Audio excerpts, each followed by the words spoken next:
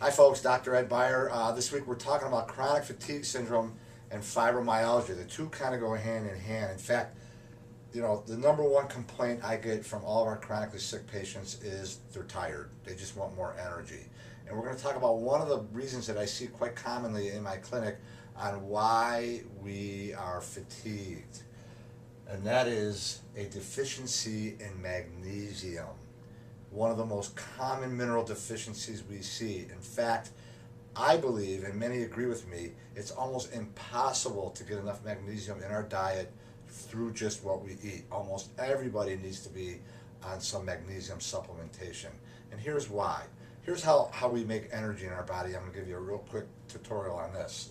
So we eat our food, and our food gets broken down into carbohydrates, fats, and proteins. We basically use carbohydrates and fats for energy.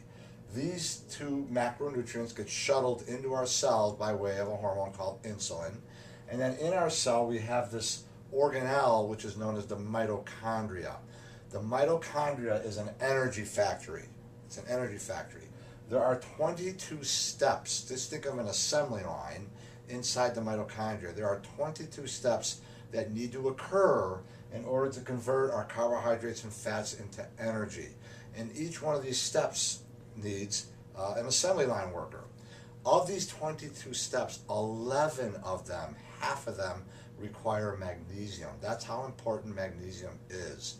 Now, a lot of us are taking things in our bodies that are really depleting our magnesium levels.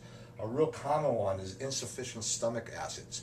If people get bloated after they eat, or they get gas after they eat, it's probably due to, or if they have acid reflux, it's probably due to not too high acid, but too low acid, and the pressure builds up and the acid gets pushed up. And a lot of them will go on proton pump inhibitors like Nexium and Prilosec and Prevacid and omeprazole prescription, which gives you relief, but it also causes your ability to absorb magnesium to decrease.